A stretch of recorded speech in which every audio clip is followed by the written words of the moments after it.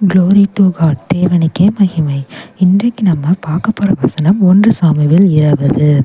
இந்த பரிசுத்தமான தேவனாகிய கர்த்தருக்கு முன்பாக நிற்கத்தக்கவன் யார்?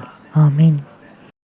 இஸ்ரவேலருக்கும் பெலிஸ்தருக்கும் யுத்தம் வரும்போது இஸ்ரவேலர் முறிந்தோடி போனார்கள். அதனால் தேவனுடைய பெட்டி பெலிஸ்தருடைய பாளையத்துக்குள் போயிடுச்சு. அதனால் நம்முடைய தேவன் மிகவும் கோபமடைந்து பெலிஸ்தரின் பாளையத்துக்குள்ள மூளை நோயை வரை செய்து விட்டார். ஆனால் இது பெலிஸ்தருக்கு தெரியவே இல்லை. தற்செயலாக தான் நடக்குதுன்னு சொல்லி விட்டுட்டாங்க. நாளுக்கு நாள் இறப்பு விகிதம் அதிகமாயிட்டே இருந்தது. அதனால் அவங்க ரொம்பவும் பயந்து 2 கறவை பசுவை எடுத்து நம்ம தேவனுடைய பெட்டியை அனுப்பிச்சி விட்டுட்டாங்க.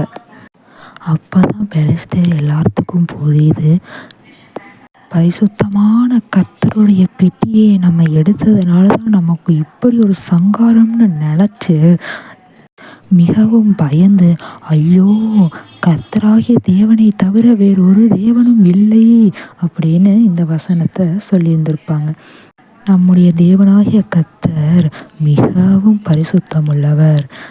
அவருக்கு கீழ்ப்படிந்து பயந்து நடக்கிறவங்களை எந்நாளும் கைவிட மாட்டார். நீங்கள் எவ்வளோக்கு எவ்வளோ உங்களை தாழ்த்துறீங்களோ ஆண்டவர் உங்களை அவ்வளவு மேன்மையாக வைத்திருப்பார். எனவே நம் ஆண்டவருக்கு என்றென்றைக்கும் பயந்து கீழ்ப்படிந்து நடந்து கொள்வோமாக. ஆமேன்.